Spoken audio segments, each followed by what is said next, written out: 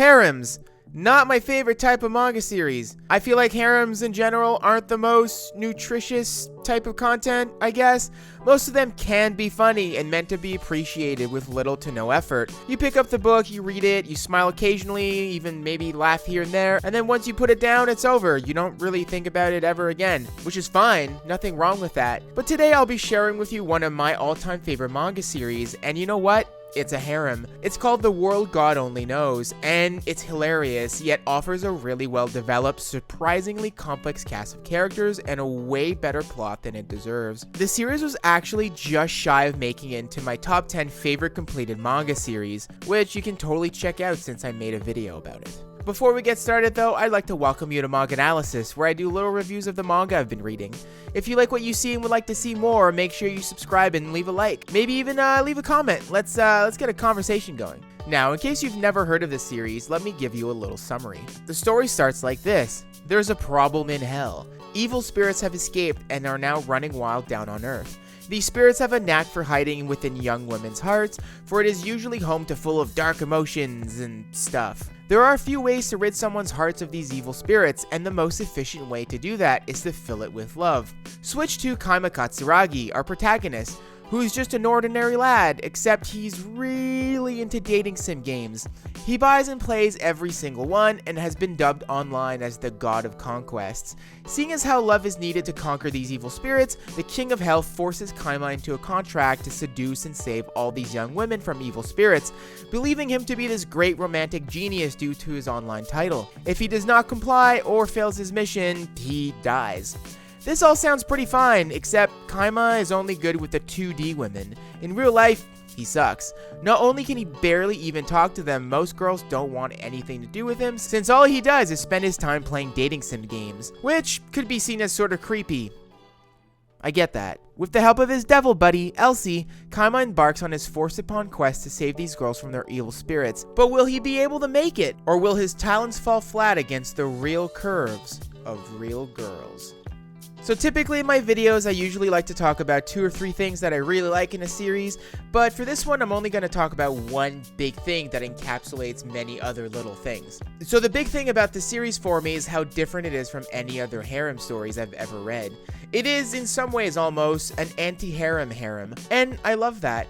I've spoken about this before, but I do have qualms with how women are portrayed in lots of manga, especially those written by men for men. I feel like harems typically are the worst versions of this. You have all these women fighting for the attention of this one guy who's usually kind of a bland self-insert loser, and it's like, why would all these women ever care about this one dude? In The World God Only Knows, it's the opposite. It's one guy trying to seduce tons of women, which I know sounds horrible, arguably worse even. Like, okay there, Chad, calm down.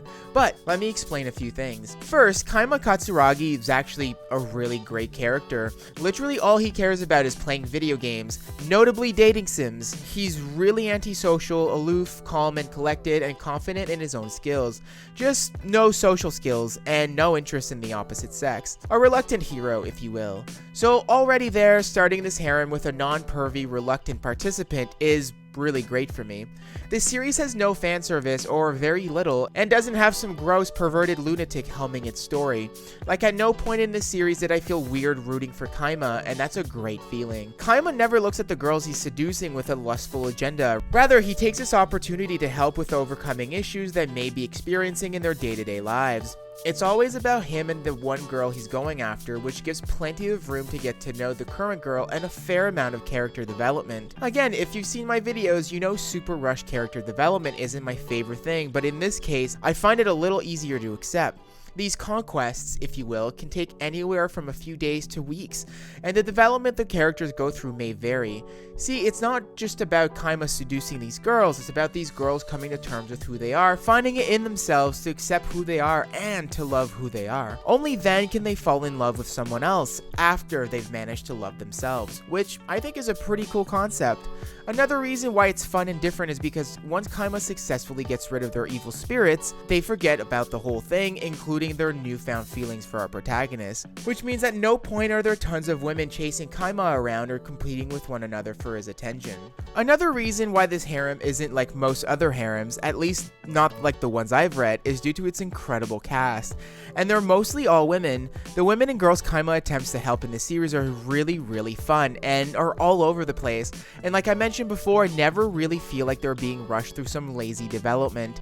Despite how little we see some of them, the author made sure to give them all a great moment, and most of them years later are characters I still remember and look back on fondly. One is really into drumming, another is into martial arts, one is an idol, another just loves books, one is a movie star, one's a teacher who's obsessed with wrestling, one just really likes track and field, one is really into astronomy, and the list goes on. While their interests greatly differ from one another, the personal issues that attracted the evil spirits in the first place vary greatly as well. Not one of these girls ever felt like a cheap trope or a knockoff of another character, and that's only for the girls that are taken with evil spirits. There are tons of other great characters, like Elsie, Kaima's devil buddy, whose task is to assist him on his quest. She's honestly such an amazing character with awesome development, and she always knew how to bring a smile to my face. There are also other devil buddies and Kaima's family and other randoms here and there. There's really just tons and tons of awesome characters. Finally, I just want to add that while love is the most efficient way that Kaima has to deal with these evil spirits, it is not the only way.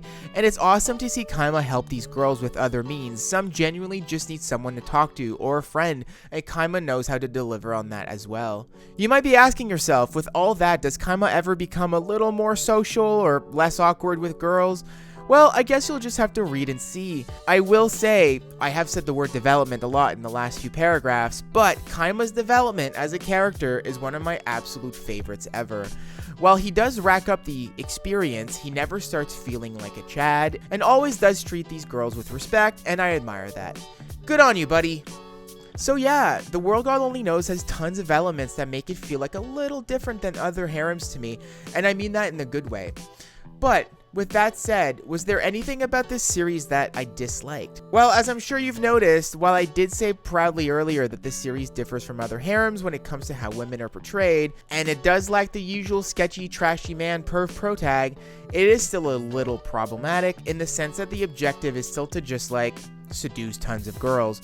All these girls only come to deal with their own issues because Kaima was there treating them like a puzzle to be solved, which isn't really sick. Kaima's lack of perviness and his resistance to form any emotional connections just makes him treat these girls like a task, a puzzle, like one would with video games, and part of me has a hard time not seeing that as at least a little problematic. I do think that it was handled really well, and at no point do I remember feeling like it was a really big problem, but it's still something worth mentioning. Do with that what you will, but I felt like I could not share my feelings about that. So, The World God Only Knows. Should you check this out? Yes, I really think you should. It's an incredibly rewarding read. It's very funny, wholesome, really well paced, and has a beautiful cast, and a story that has no right to be as good and well written as it is. It sits comfortably with 26 volumes, and while the concept of a guy seducing women after women for 26 volumes may sound a little repetitive, I just want to assure you that the plot has many twists and turns, and veers into a pretty different space about halfway through. No spoilers, just saying. If you're into harems and maybe are looking for something with a tad more substance, definitely check this one out. And if you're like me and tend to avoid harems, this might just be a really good one to check out. A harem for those who don't like harems, if you will. I honestly cannot recommend this one enough. Well, that was The World God Only Knows. I hope you've enjoyed this little review, and if you did indeed enjoy it, consider subscribing. This was MangAnalysis, and I'll see you in the next one.